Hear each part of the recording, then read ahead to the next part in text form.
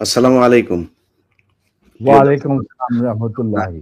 আপনাদেরকে গতকালকে যেমনটি ঘোষণা দিয়েছিলাম, সে ঘোষণায় আমি কারো নাম বলিনি আজকে কে লাইভে আসবে।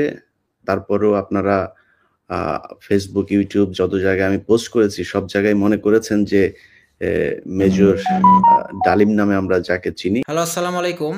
যারা স্ক্রিনে আমার চেহারা দেখতেছেন হয়তোবা মনে, মনে ভেবে নিয়েছেন যে আমি হয়তো আপনাদেরকে ধোঁকা দিলাম কিনা বা প্রতারণা করলাম কিনা।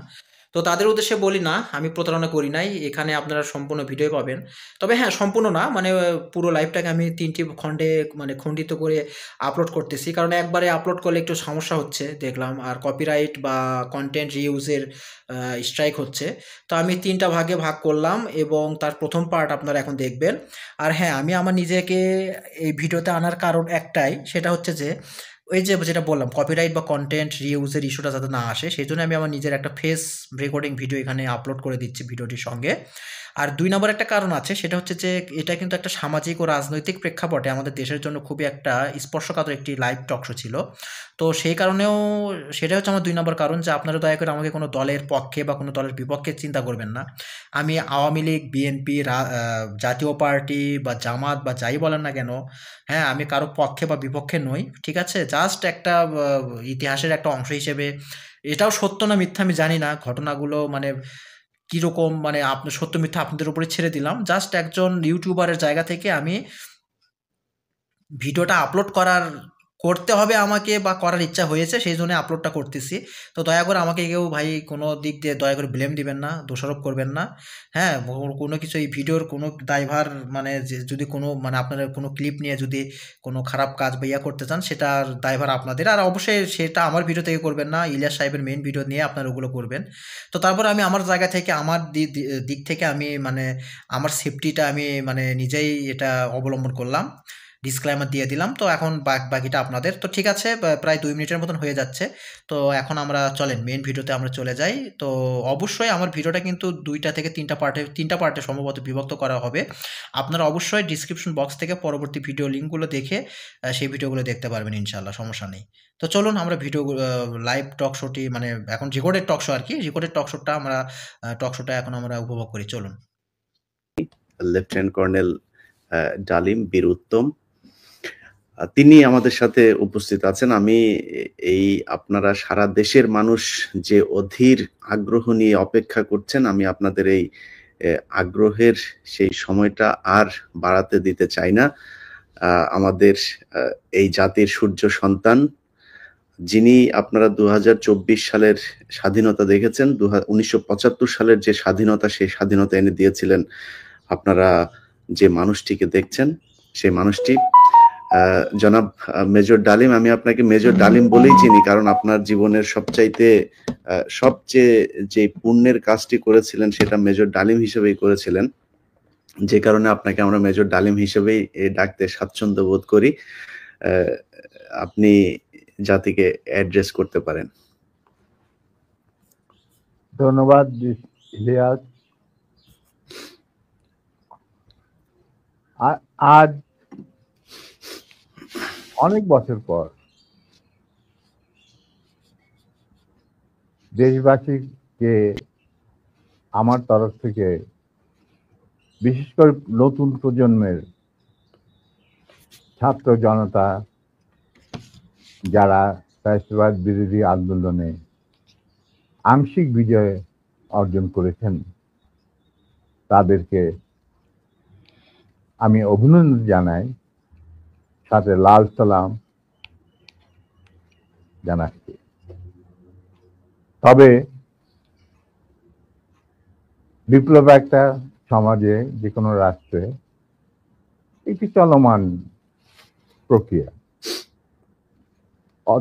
সেই অর্থে তাদের বিজয় কিন্তু এখনো পুরোপুরিভাবে অর্জিত হয়নি। তার জন্য আরো সংগ্রামের প্রয়োজন। পুরোপুরিভাবে অর্জন করার পর তাদের এমন একটা অবস্থানে থাকতে হবে যেখান থেকে তারা নীতি নির্ধারণ করতে পারবে। তাদের যে ইচ্ছা, চাহিদা, প্রত্যাশা, যার সাথে জনগণের প্রত্যাশা চাহিদা মিল রয়েছে, সেটা বাস্তবায়ন করার দায়িত্বটাও কিন্তু তাদের নিজেদেরই করতে হবে। তাদের দায়িত্ব অন্য কোনো মানুষ এসে করে দেবে না। সে যত বড় স্কলারই হোক, যতগুলি মেডেলের অধিকারী হোক, আমার দীর্ঘ জীবনের অভিজ্ঞতা বলে যে বিপ্লবী যে লক্ষ্য থাকে, সেই লক্ষ্য একমাত্র বিপ্লবীরাই সাধন করতে পারে, অর্জন করতে পারে। সেই জন্য তোমাদেরকে এখনই ঘুমিয়ে পড়ার সময় ঘুমিয়ে পড়লে চলবে না, সজাগ থাকতে হবে। আগামী দিনে যত কঠিন সংগ্রামই হোক, সেই সংগ্রামে আল্লাহর উপর ভরসা করে তোমাদের যুদ্ধে ময়দানে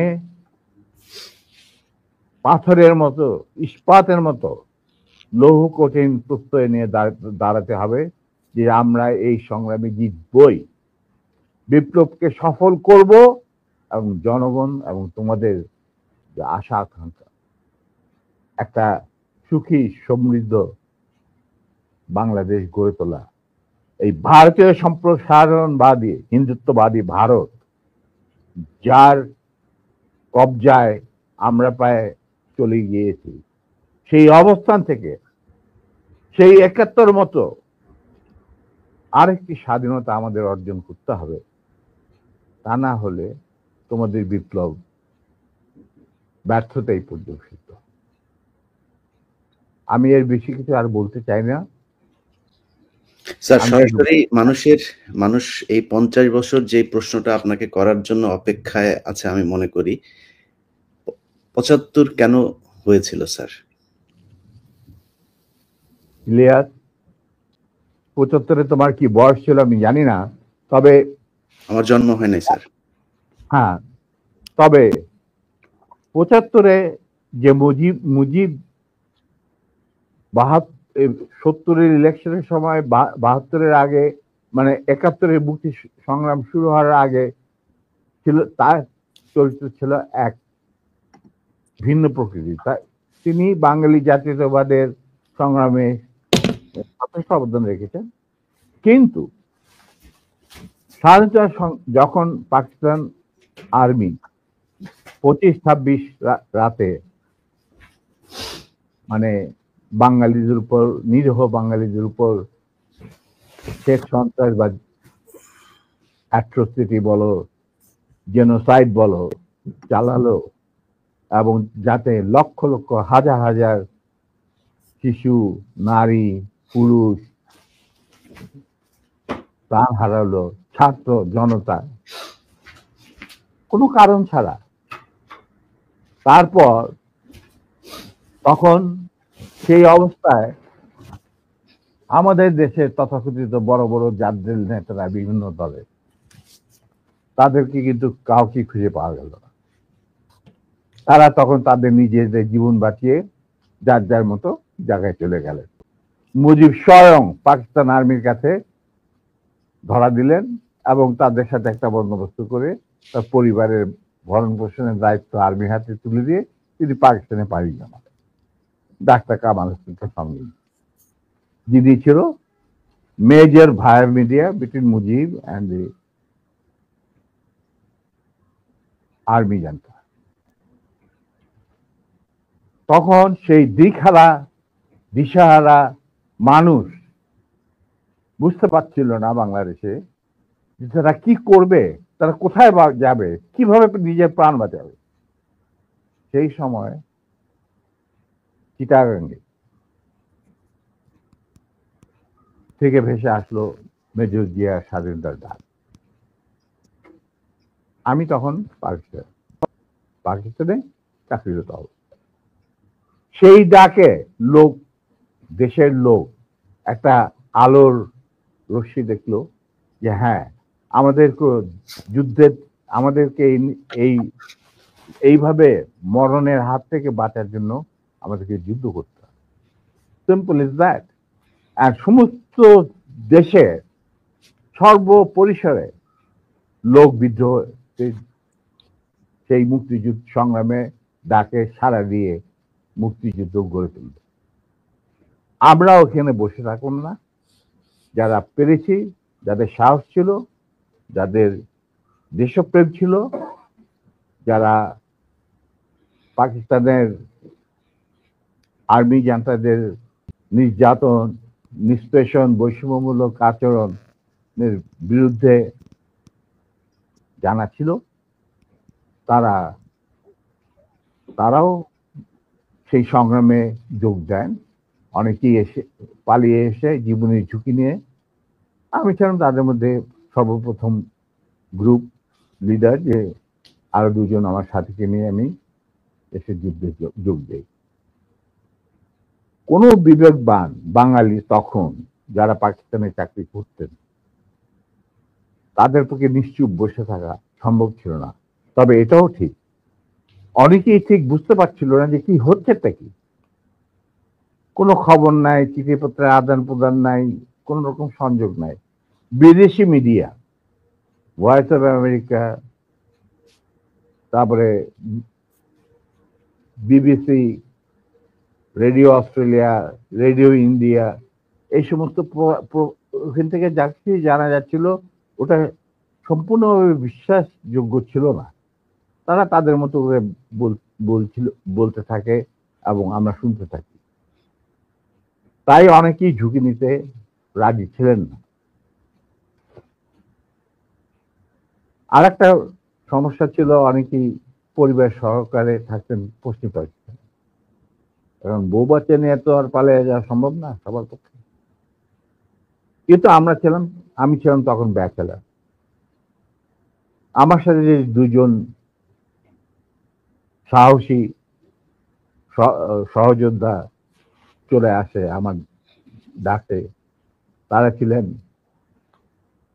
কর্নেল নূর চৌধুরী, তখন অবশ্য লেফটেন্যান্ট নূর চৌধুরী, আর লেফটেন্যান্ট মতিউর রহমান, পরে দুজনই কর্নেল এবং রাষ্ট্রপতি, একজন মানে নূর রাষ্ট্রপতি। আমরা চলে আসি, এসে মুক্তিযুদ্ধে জয়েন করি। তো আমরা তিনজনই ছিলাম স্পেশালাইজড অফিসার। স্পেশালাইজড অফিসার বলতে বোঝা যায় যে যাদের কমান্ডো ট্রেনিং থাকে, স্পেশালাইজড ওয়ারফেয়ারের উপর জ্ঞান থাকে, এবং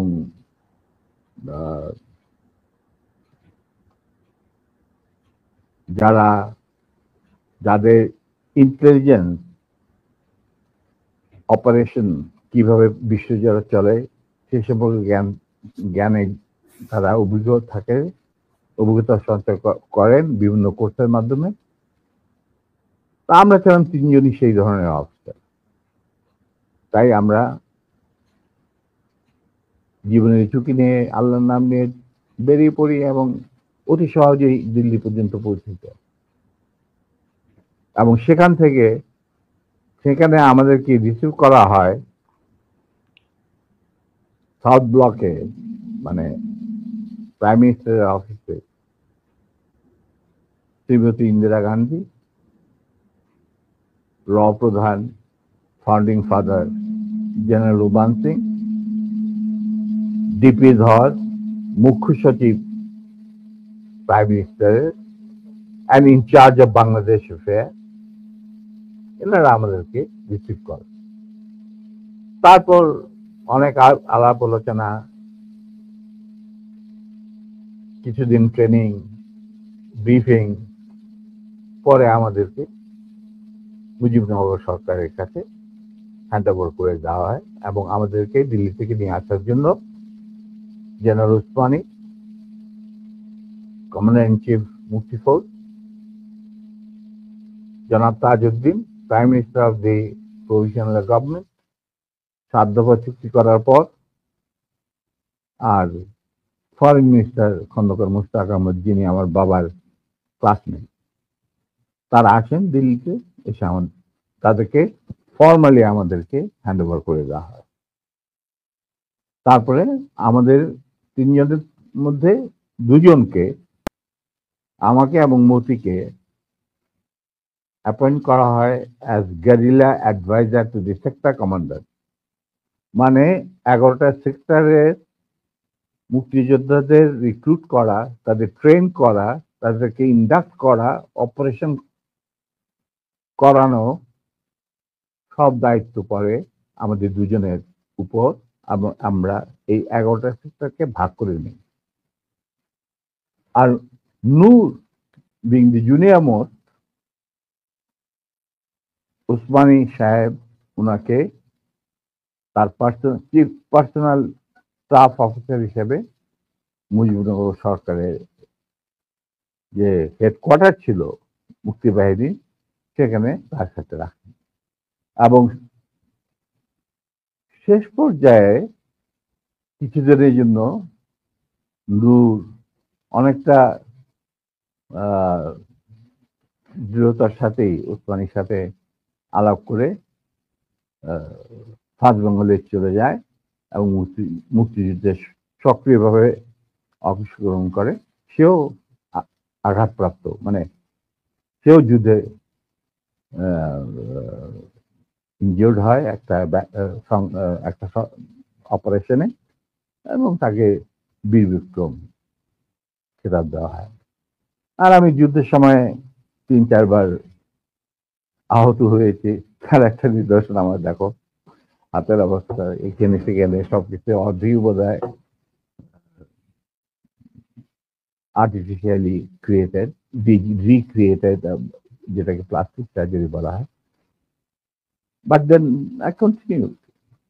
তারপর সেনাবাহিনী গঠন করা, বাংলাদেশ মিলিটারি একাডেমি স্থাপন করা, পিটি স্কুল মানে ফিজিক্যাল ট্রেনিং স্কুল স্থাপন করা, সিলেটে ওয়েপন অ্যান্ড প্র্যাকটিস শেখার স্কুল স্থাপন করার সব দায়িত্ব আমরা পালন করি। এর সাথে সাথে চলে রিক্রুটমেন্ট ফর আর্মির যে 5টা ব্রিগেডের প্র্যাকটিস দিয়েছিল মুজিব, এই ব্রিগেড 5টা এবং বিমান বাহিনী, নৌবাহিনীর জন্য রিক্রুটমেন্টের ইনচার্জ ছিলেন deputy chief of staff Ziaur Rahman. যদিও তিনি সিনিয়র ছিলেন, তাকে তো বানায়নি চিফ, তাকে তো অ্যাজ এ কর্নেল বের করে দিতে চেয়েছিল, কিন্তু পারেনি, আমাদের জন্যই পারেনি। আচ্ছা, যাই হোক, ওনার স্টাফ অফিসার হিসেবে দায়িত্ব পড়ে আমার উপর। আর আমি একাই আমার অন্যান্য সহযোদ্ধা কমান্ডারদের লিস্ট ওরা পাঠিয়ে যেত। আমি প্রায় 25,000 প্রাক্তন মুক্তিযোদ্ধা যারা আমাদের আন্ডারে চাকরি করেছে, মানে যুদ্ধ করেছে, তাদেরকে আমি আর্মিতে, এয়ারফোর্সে, মানে ডিফেন্স ফোর্সে, নেভি ইনক্লুডেড, নিয়োগ রিক্রুট করি। তারপর চাকরি করতে থাকি, চাকরি চলতে থাকে। এই হচ্ছে আমাদের স্বাধীনতা সংগ্রামের ছোট্ট চিনস্তি। তো যাই হোক, আমি আবারও আসলাম আপনাদেরকে একটু কষ্ট দেওয়ার জন্য। তো বুঝতে পারতেছেন আমার আসার কারণগুলো। কারণ এইভাবে যদি আমি নিজে না আসি ভিডিওর সামনে, তাহলে হয়তো বা আমার রিইউজের মানে কন্টেন্ট রিইউজ বা ওইরকম কোনো একটা পলিসিতে হয়তো স্ট্রাইক হতে পারে, বা আমার চ্যানেলের কোনো ক্ষতি হতে পারে। তো বলতে পারেন অনেক স্বার্থপর চিন্তা করেই, মানে নিজের স্বার্থে আমি হয়তো বা আপনাদেরকে একটু বাগড়া দিচ্ছি। তো আপনারা যারা হয়তো মনে মনে আমাকে অনেক গালাগালি করতেছেন, তো ভাইয়া আসলে গালি দেন, সমস্যা নাই, কিন্তু আমার জায়গায় আপনারা থাকলে হয়তো এই কাজটাই করতেন। তো যাই হোক, আমি বেশি সময় নেব না। প্রত্যেকবার এসে হয়তো বা 40 সেকেন্ড থেকে 1 মিনিটের মধ্যে হয়তো বা আপনাদেরকে একটু বিরক্ত করব। জাস্ট এটা আমার নিজের স্বার্থে আমি করতেছি। তো আমার দিক বিবেচনা করে আপনারা দয়া করে ক্ষমার দৃষ্টিতে দেখবেন বিষয়টাকে। তো ঠিক আছে, আমি আর সময় ক্ষেপণ না করি, চলুন আমরা ভিডিওটা উপভোগ করি। আর হ্যাঁ, অবশ্যই ভিডিওটা কিন্তু আমি আগেই বলেছি, এটা কিন্তু প্রায় 3 খণ্ডের একটা মানে ভিডিও হতে যাচ্ছে। তার মধ্যে এটা 1ম খণ্ড। তো পরবর্তী খণ্ডগুলো অবশ্যই আমার ডিসক্রিপশন বক্সে লিঙ্ক দেওয়া থাকবে, আপনারা সেখান থেকে দেখে নেবেন। তো ঠিক আছে, চলুন উপভোগ করি। বলো, এরপর কি, আর কি জানতে চাও?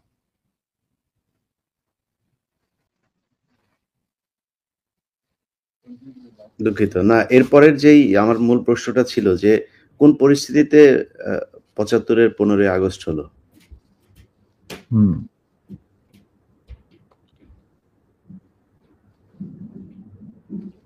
খুবই স্পর্শকাতর প্রশ্ন ইলিয়াস। নিজের বাদ্য নিজে বাজানো অনেক সময় ঠিক হয় না, কিন্তু তুমি যখন প্রশ্ন করেই বসলে তখন স্যার, একটা ভাবে স্যার, ছোট স্যার, জবাব দেবো। স্যার, এই এই আমার ইউটিউব চ্যানেলে আমি আজকে প্রায় ৫ বছর হলো ভিডিও লাইভ করি, প্যাকেজ দেই।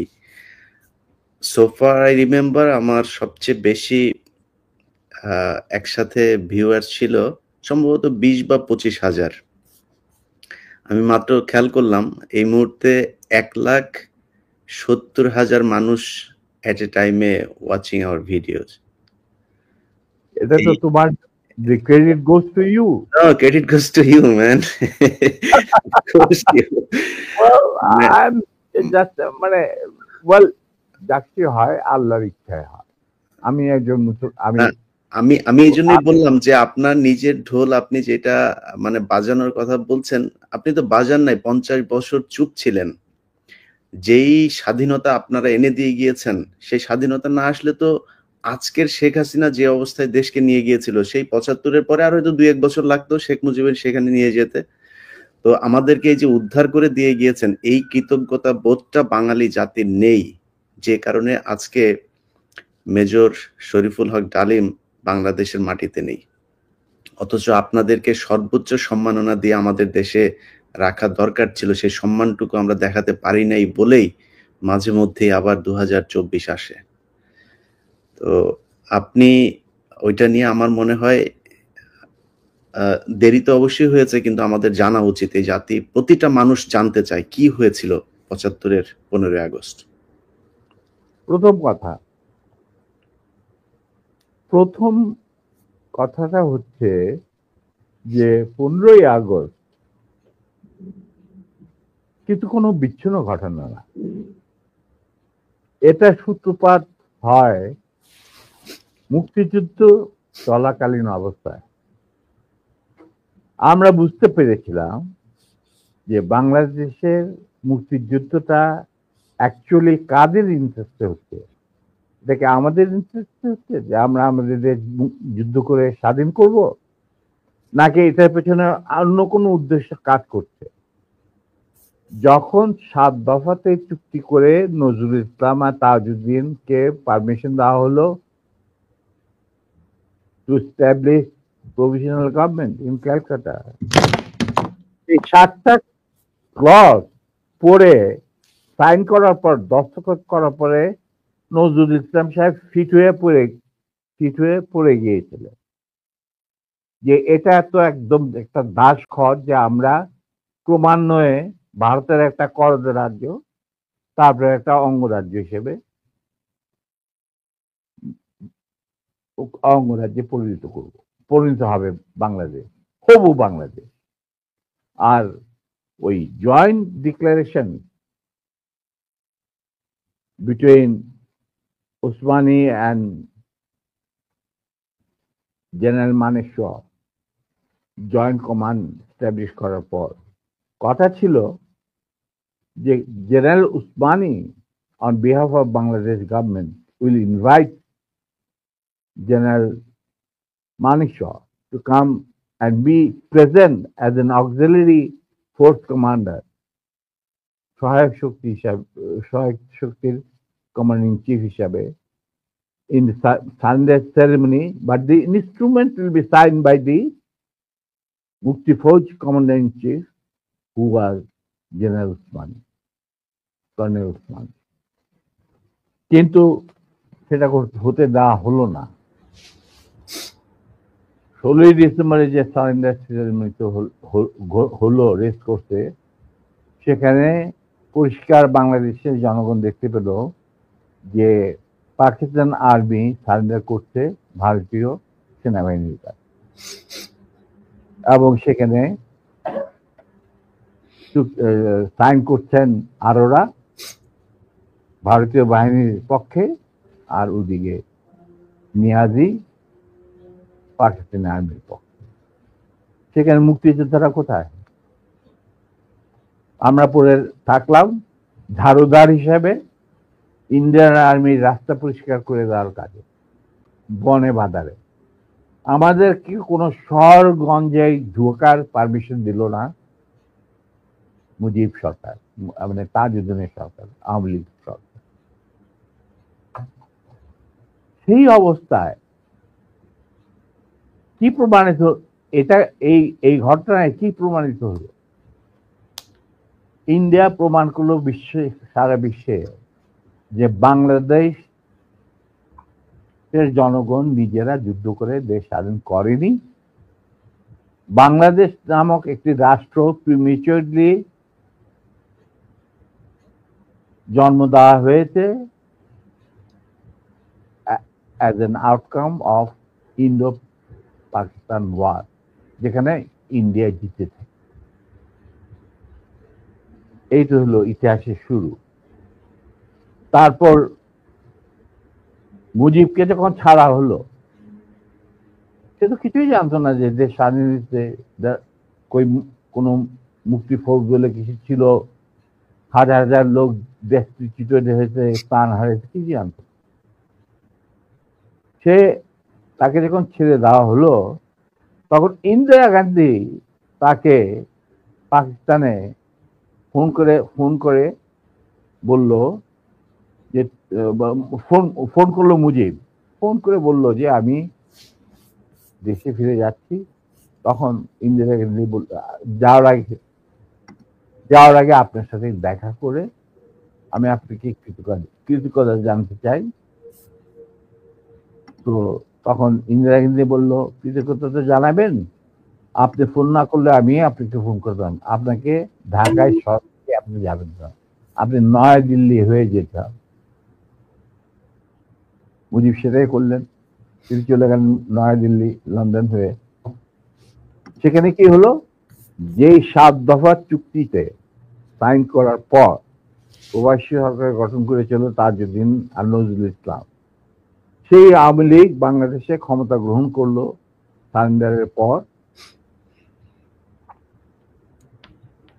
ওই 7 দফা ভিত্তিতে, এবং সেই 7 দফাতে মুজিব স্বাক্ষর দেওয়ার পর ফিরে গিয়ে তিনি ক্ষমতা নিজে হাতে নিয়ে নিলেন। তাজউদ্দিনকে বললো, তাজউদ্দিন তুমি প্রাইম মিনিস্টার থাকবা না, আমি হোম প্রাইম মিনিস্টার। তারপর কি হলো, কোনো নির্বাচন নাই, কিছু নাই। ওই 70-এর নির্বাচনের সুবাদে তারা ইন্ডিয়ার 4 স্তম্ভ ডুপ্লিকেট বাংলাদেশে ইম্পোর্ট করে তার উপরে একটা সংগঠন বানানো, হুবহু এক। শুধু তাই না, রবীন্দ্রনাথ ঠাকুর, যাকে নিয়ে আমরা নাচানাচি করি এবং অনেকের মানে ভাসে যায়, আপ্লুত হয়ে যায় আবেগে, এই রবীন্দ্রনাথ ঠাকুর একজন ইন্ডিয়ান নাগরিক এবং ইন্ডিয়ার জাতীয় সঙ্গীতের রচয়িতা। আমাদের দেশে তার চেয়েও প্রতিভাবান কবি কাজী নজরুল উপস্থিত থাকা সত্ত্বেও আমরা সেই ভারতীয় নাগরিকের একটা গানকে আমাদের জাতির উপরে চাপে দেওয়া হলো জাতীয় সঙ্গীত। পৃথিবীর ইতিহাসে এমন কোন নজির আর দ্বিতীয়টা আছে বলে আমি মনে করি না। কেন কোনো বাংলাদেশে যদি নজরুল ইসলামকে আমরা জাতীয় কবি আখ্যা দিয়ে থাকি, তাহলে নজরুল ইসলামের গান কেন হলো না? বা অন্য কারো গান হতে পারতো জাতীয় সঙ্গীত। ভালো ভালো কবি সাহিত্যিক ছিলেন আমাদের দেশে, কিন্তু পৃথিবীর ইতিহাসে কোথাও নাই যে বিদেশি এক নাগরিকে যে নাকি তার দেশের জাতীয় সঙ্গীত রচনা করেছে এবং আমাদের সদ্য স্বাধীন বাংলাদেশে এসেও আমাদের জাতীয় সঙ্গীত রচনা করতে হবে। কি ধরনের কথা? That means you have nothing in your hand. তারপর মুজিবকে দিয়ে রক্ষী বাহিনী সৃষ্টি করলো ইন্ডিয়া। তারা বাংলাদেশের সামরিক বাহিনীকে দুর্বল করে একটা নামের মাত্র সামরিক বাহিনী, হাতে লণ্ঠন করে ঠনঠন, এই ধরনের একটা সেনাবাহিনী রাখবে। আর কারণ একটা সেনাবাহিনী তো রাখতেই হবে, কারণ যে কোনো জাতির মেরুদণ্ড হচ্ছে সেনাবাহিনী। ওই হাতে লণ্ঠন করে ঠনঠন, আর আসলে তার চেয়ে অনেক শক্তিশালী একটা বাহিনী গঠন করলো ইন্ডিয়া। স্যার ওই যে 7 দফাটা আমরা তো ইতিহাস পড়ে আমরা তো আসলে সাক্ষী না, আমরা পড়ে মানুষকে জানানোর চেষ্টা করেছি। আপনার স্মরণ আছে 7 দফাটার কথা কি কি ছিল? ওই দফায় যদি কয়েকটা গুরুত্বপূর্ণ জায়গা যদি মনে রাখেন। দেখো আমি ভাই, আমি তো অ্যাকচুয়ালি 7 দফা একদম টোটো এগুলো আমার বইতে লেখা আছে। যারা এটা কেন জিজ্ঞেস করলাম স্যার, কারণ হচ্ছে মানে আচ্ছা, আমি তো করতে পারবেন না স্যার, সেনাবাহিনী তো 7 দফা মানলে করতে পারবেন না স্যার। আমার পক্ষে হয়তো এখন রিকালেক্ট করা অফেন ডিফিকাল্ট, কারণ আমার মাথায় অনেক কিছু খেলা করে। জি স্যার। দু একটা জিনিস বলছি, যেমন ধরো মুজিব এবং তার সরকারকে প্রোটেকশন দেওয়ার জন্য ইন্ডিয়ান আর্মি অবস্থান করবে বাংলাদেশ। বাংলাদেশের কোনো শক্তিশালী সামরিক বাহিনী গঠিত হবে না। বাংলাদেশের কোনো স্বাধীন বৈদেশিক নীতি থাকবে না। বাংলাদেশের শাসন ব্যবস্থা, আমলাতন্ত্র, শিক্ষা ব্যবস্থা, স্বাস্থ্য ব্যবস্থা, শিল্প ব্যবস্থা, কৃষি ব্যবস্থা সবকিছুই চলবে ভারতীয় বিশেষজ্ঞদের ইচ্ছা মতো। তারা মুজিব বিরোধী কোনো মানুষকে বাঁচিয়ে রাখা হবে না। তার জন্য যত লোক মারা দরকার মারা হবে, যত লোককে লুলা ল্যাংড়া করা হবে, চক্ষু তুলে নেওয়া হবে, মেয়েদের ইজ্জত লুণ্ঠন করা হবে, কোনো সমস্যা নাই। এইভাবে প্রতিপক্ষের উপর ঝাঁপিয়ে পড়ায় 40,000-এরও বেশি লোক মারা গেছে, সেটা সবাই জানে, প্রতিপক্ষে আসছে। তারপর তোমার আমরা একটা করদ রাজ্যে পরিণত হয়ে গেলাম। কিন্তু সমস্যা দেখা দিল যে বাংলাদেশের মাটিতে যদি যে ইন্ডিয়ান সোলজাররা অবস্থান নেয়, তাহলে বিদেশ থেকে কোনো দেশেই বাংলাদেশকে স্বীকৃতি দিতে রাজি না। কারণ পাকিস্তান ইতিমধ্যে সিকিউরিটি কাউন্সিল থেকে একটা আইন পাস করে নিল যে বাংলাদেশে কে নিয়ন্ত্রণ করতে ভারত, তাদের সেনাবাহিনীর মাধ্যমে, মুজিব সরকারের মাধ্যমে। অতএব এটা একটা ডিসপিউটেড টেরিটরি, এটা একটা স্বাধীন দেশ নয়। তাই আপনারা স্বাধীন কিভাবে রিকগনাইজ করবেন মুজিবের সরকারকে? এরপর এই অবস্থায় ইন্দিরা গান্ধী পড়ল মুসিবত, তো আজ মুজিব সরকার। তখন ইন্ডিয়ান সরকার ডিসাইড করলো যে ঠিক আছে, আমাদের সোলজার আমরা ফেরত নিয়ে আসবো, তার পরিবর্তে আমরা জাতীয় রক্ষী বাহিনী বানিয়ে, তাই করা হলো। তো যে কাজটা ইন্ডিয়ান আর্মি করছিল সেটা পরে জাতীয় রক্ষী বাহিনী করলো। আর কি ধরনের অত্যাচার, অবিচার, কি ধরনের মানে হত্যাযজ্ঞ, গুম খুন এবং অনাচার অবিচার মুজিব সরকার করছিল, সেটা খতিয়ান তো তুমি আমার কি ভালো জানবে। অনেকে এই বিষয়ে লিখেছেন, সাহসী যারা তারা লিখেছেন, আমিও কিছুটা লিখেছি। সেখানেই শেষ হলো না। তারপর দেখা গেল যে সেই সুতিগার থেকে মুজিব কায়েম করলেন একদলীয়, এক ন্যায়কত্ব, স্বৈরাচার শাসন, বাকশাল, এবং নিজেকে তিনি আজীবন রাষ্ট্রপতি হিসেবে ঘোষণা দেবেন সিদ্ধান্ত না হলো। এই বাকশালের মেম্বার সবাই, সেই বাকশাল করার পর মুজিবের শক্তি বেড়ে গেল, তার নিষ্ঠুরতা এমন অসহনীয় পর্যায়ে চলে গেল, ইলিয়াস লুটপাট, মার ধর, চোরাচালান, তার নকল টাকা ছাপানো ভারত থেকে, এই সমস্ত মানে একটা আমাদের মনে অস্তিত্বই এমন অবস্থায় গিয়ে থাকলো যে মানুষ একদিন মুজিবের জন্য দোয়া করেছিল যে আল্লাহ আমাদের এই মুজিব আমাদের চোখের মনি, আমাদের বাঁচাবে, দেশকে স্বাধীন করবে, বাঙালিদের ন্যায্য অধিকার আদায় করবে। সেই মুজিবের জন্য লোকজন আল্লাহর কাছে দোয়া চাচ্ছিল যে আল্লাহ আমাদের আজাদ দাও, নমরুদের হাত থেকে আজাদ দাও, আমরা তো শেষ মরে যাচ্ছি সব, কোথাও কোনো কেউ নেই প্রতিবাদ করা।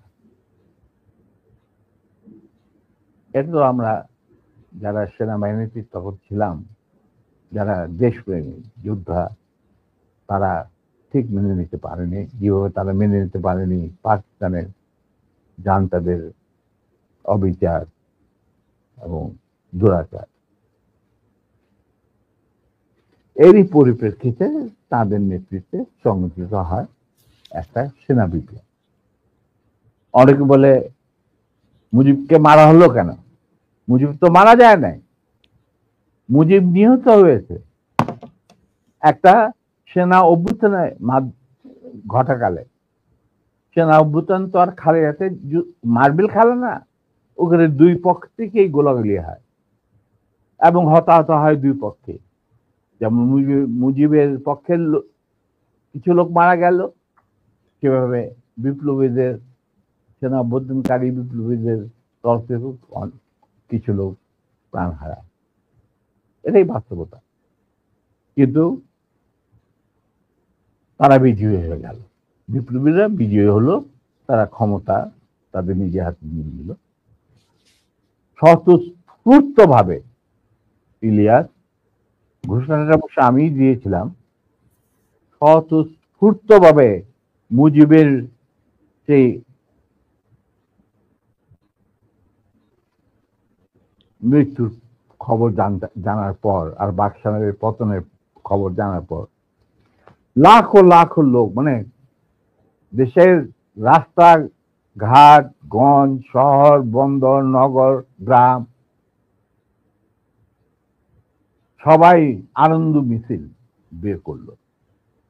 আমরা তো এই সমস্ত লোকজনকে ডেকে নিয়ে আসিনি, স্বতঃস্ফূর্ত ভাবে লোকজন।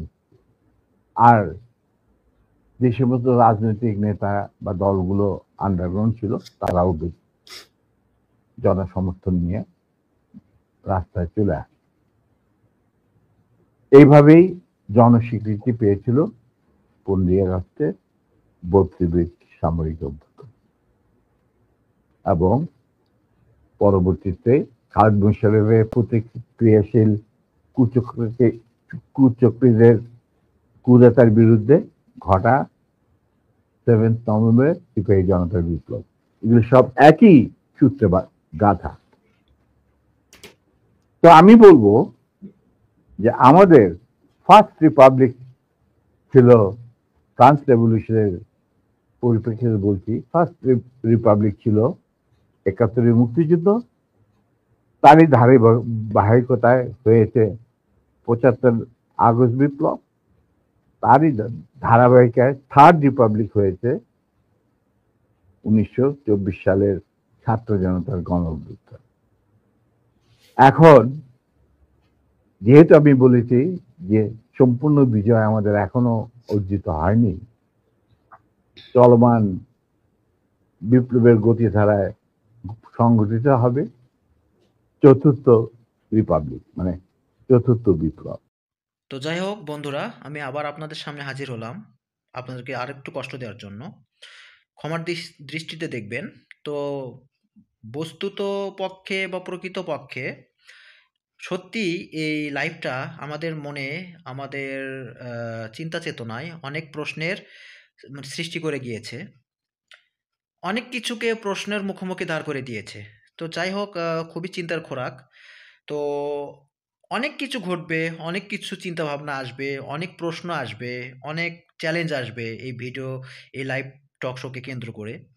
হয়তোবা আগামীর বাংলাদেশে এই যে টক শোটা ছিল একটা খুব বড় একটা ডকুমেন্টারি। তো বলতে পারেন অনেকটা ওই ইতিহাসের অংশ। এটাও একটা ইতিহাস।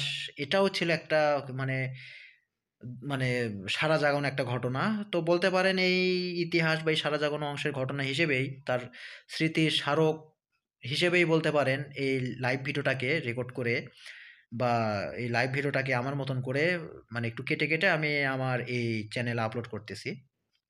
তো আমি আমার জায়গা রাজনৈতিক বা সামাজিক প্রেক্ষাপটে আগে বলে দিয়েছি। আমি কোনো দল বা কোনো মতের পক্ষেও না, আবার বিপক্ষেও না। আমি একজন সাধারণ নাগরিক। তো সেটা আমি আবার ক্লিয়ার করলাম এই আমার ভিডিওর এই অংশতে। তো ঠিক আছে, এগুলো বাড়াবাড়ি কথা না বলি। তো চলেন ১ মিনিট পার করে ফেলেছি, ১.৫ মিনিটের মতন। তা আমরা পরবর্তী অংশ উপভোগ করি।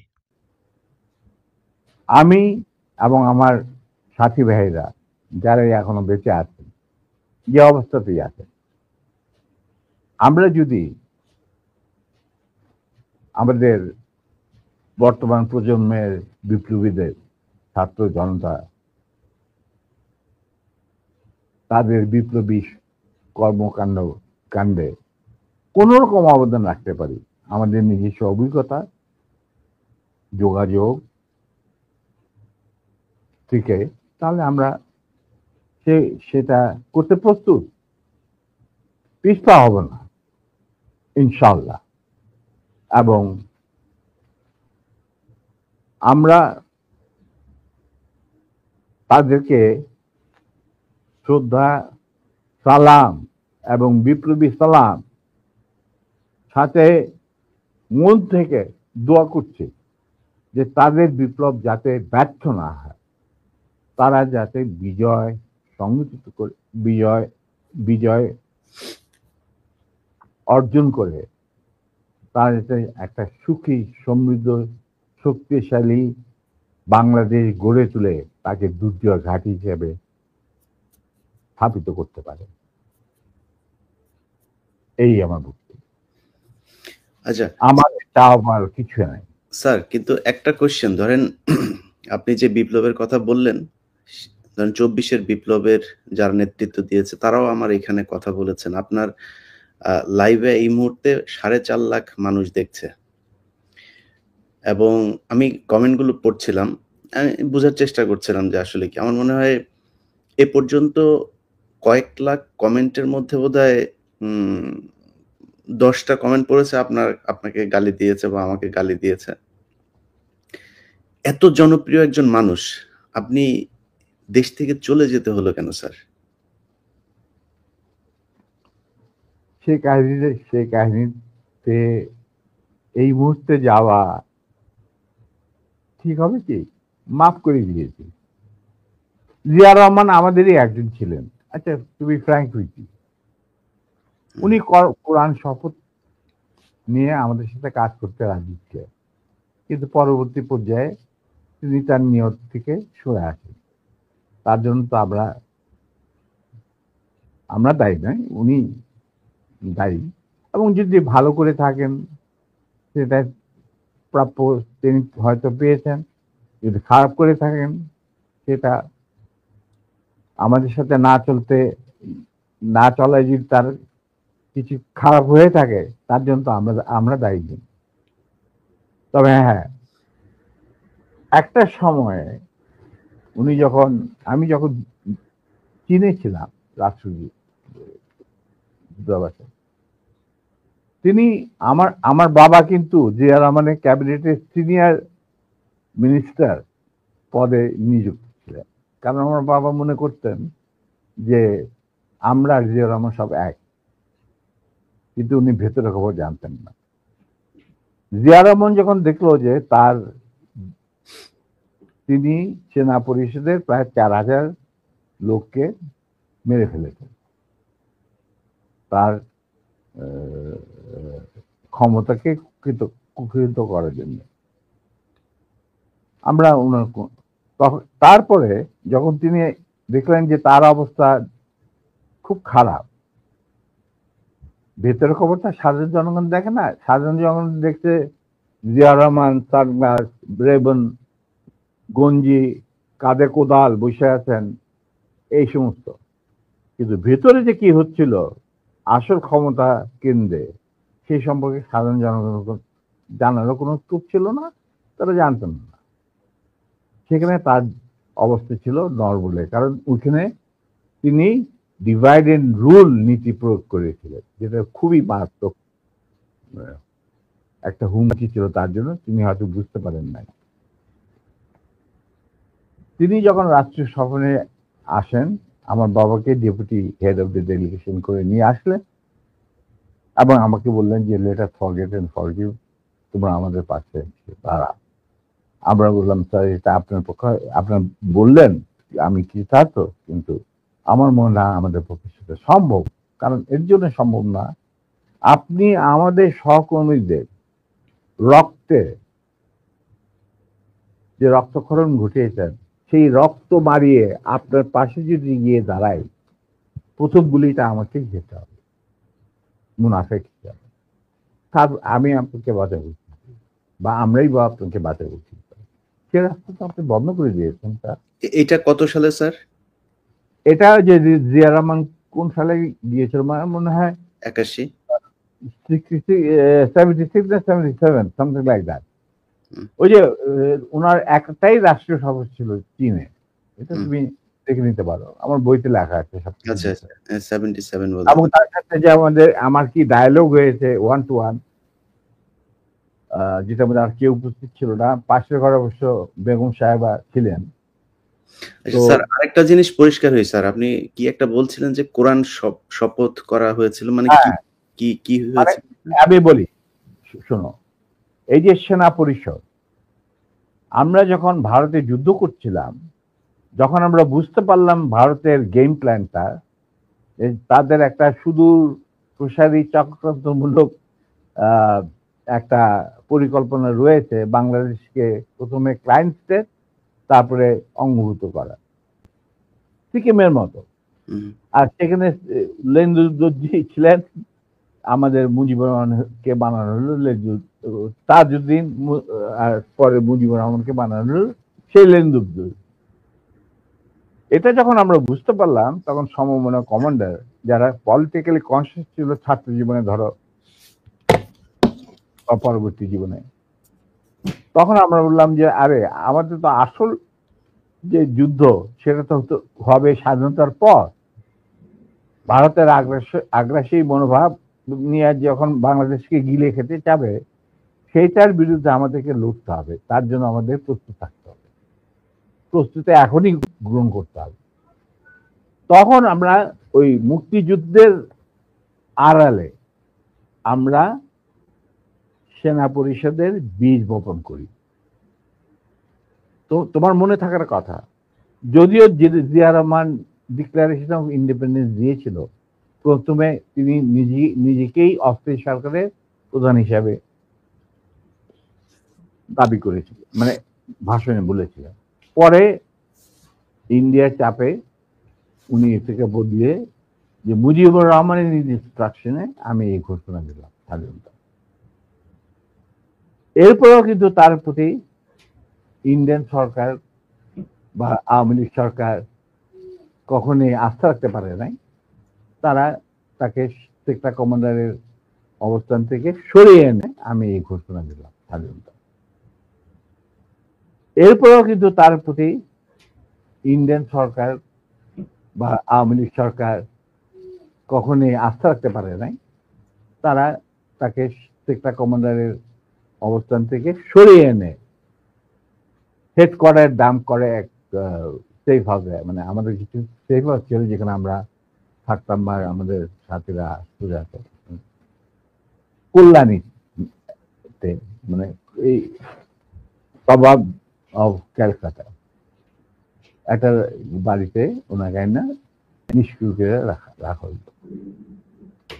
তখন আই ওয়াজ দ্য ওনলি, কেউ জিয়া রহমানের আশেপাশে যায় না, কারণ উনি ভারতের চক্ষুষু, উনি আওয়ামী লীগের চক্ষুষু, তো কে যাবে ওনার সাথে দেখা করতে? তখন কিন্তু আমি, কারণ আমি জিয়া রহমানকে অনেক আগে থেকে চিনি, পাকিস্তান আমল থেকে চিনি, একসাথে কাজও করেছি। যাই হোক, আমি গিয়ে ওনার সাথে যোগাযোগ করি এবং তাকে বুঝাই যে স্যার আপনি ধৈর্য ধরুন, আমরা আপনাকে সহজে হারাবো না। তখন আস্তে আস্তে আমরা তাকে বলি যে আপনি এরকম আসল উদ্দেশ্য যে ভারতের, সেটাকে বানচাল করার জন্য এখন থেকে আমরা প্রস্তুতি নিচ্ছি। আপনি কি আমাদের সাথে থাকবেন কি থাকবেন না সেটা আমাদের তরফ থেকে আমাকে পাঠানো হয়েছে জানার জন্য, কারণ আমি আপনার কাছে সবচেয়ে ক্লোজ ছিলাম পাকিস্তান আর্মি, সবাই জানে। আচ্ছা, উনি বললেন কি তোমাদের কর্মসূচি? তখন আমি তাকে আমাদের কর্মসূচি দিলাম, যেটা 25 বছরের একটা কর্মসূচি ছিল। ইলিয়া, তুমি যদি এই কর্মসূচিটা পড়ে,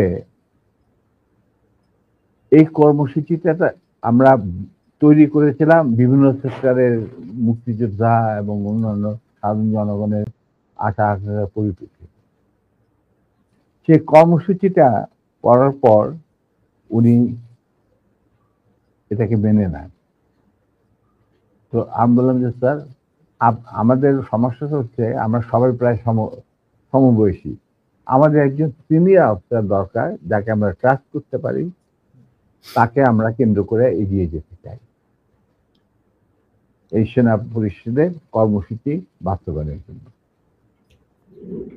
স্বাধীনতার পর, স্বাধীনতা যুদ্ধ তো করবই, স্বাধীনতার পর এই কর্মসূচি আমরা বাস্তবায়ন করব অন্যান্য সমমনা দেশপ্রেমিকদের সঙ্গে নিয়ে।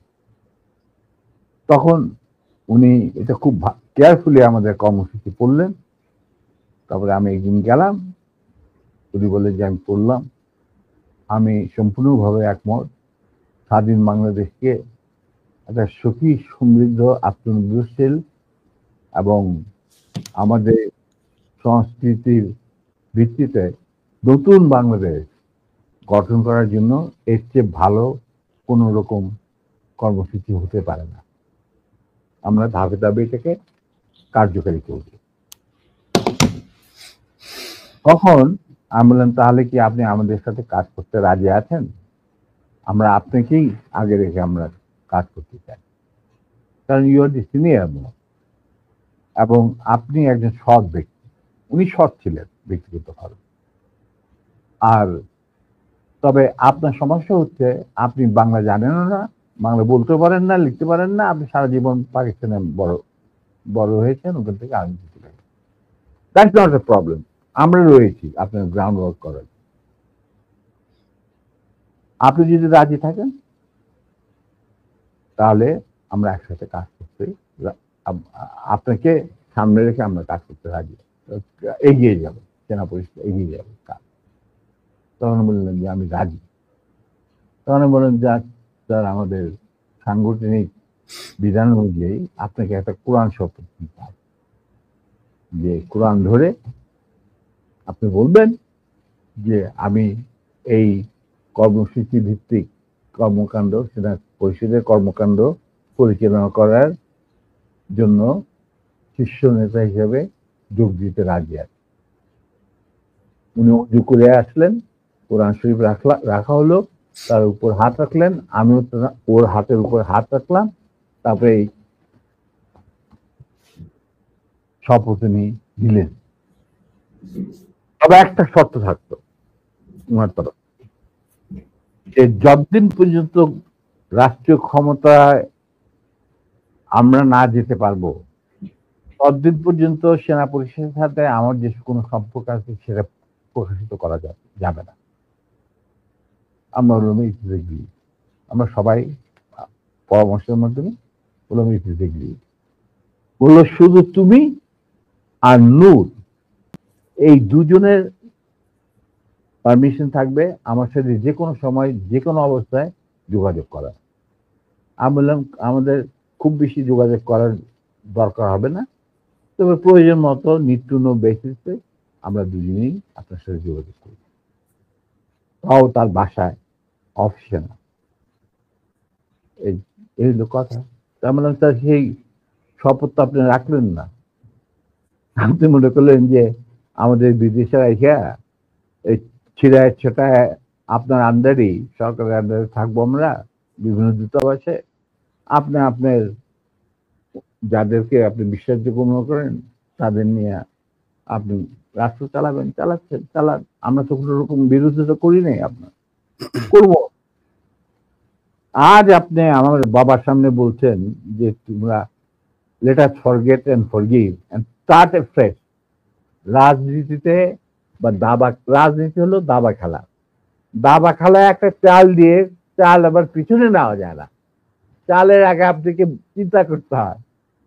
এটা একবার চাল দেওয়ার পর আর সেটাকে ফেরত নেওয়া যায় না। আপনি how can we start a fresh? এটা সম্ভব নয়। এভাবে আমাদের মিটিং শেষ হয়ে যায়। তো যাই হোক, আপনারা হয়তো বুঝতেই পারতেছেন প্রথম খণ্ডের ভিডিওটা আজকে এই পর্যন্তই। তো দ্বিতীয় ও তৃতীয় খণ্ডের লিঙ্ক আমি আমার ডিসক্রিপশন বক্সে দিয়ে রাখবো। তো যারা হয়তো বা 3-4 দিন বা 5 দিন বা বেশ কিছুদিন পরে ভিডিওটা দেখবেন, তারা আমার ডিসক্রিপশন বক্স অথবা কমেন্ট বক্স থেকে পরবর্তী পর্বের লিঙ্কগুলো মানে দেখে নিয়েন, মানে লিঙ্ক থেকে দেখে নিয়েন। তো যাই হোক, যারা আমাকে সাপোর্ট করে এত দূর পর্যন্ত ভিডিওটা দেখলেন তাদেরকে অসংখ্য অসংখ্য ধন্যবাদ। আপনারাই আসলে আমার মানে সব থেকে আপন আত্মীয় এবং আপন বন্ধু। তো যাই হোক, অনেক অনেক ধন্যবাদ আপনাদেরকে আমার পাশে থাকার জন্য। সবাই সাপোর্ট দিয়ে পাশে থাকবেন। আর যাই হোক, বুঝতে পারতেছেন আমি আগে বলেছি কি জন্য আমি ভিডিওটা এরকম পার্ট করেছি বা যাই হোক। তো ঠিক আছে, অলরেডি অনেক বক করলাম আমি। হ্যাঁ, তো আমার জন্য সবাই দোয়া করবেন যেন আমি ভালো ভালো ভিডিও বা ভালো ভালো কন্টেন্ট আপনাদেরকে উপহার দিতে পারি। তো আল্লাহ হাফেজ, সবাই ভালো থাকবেন। দেখা হবে নেক্সট কোনো একটি ভিডিওতে। ততদিন সবাই ভালো থাকেন।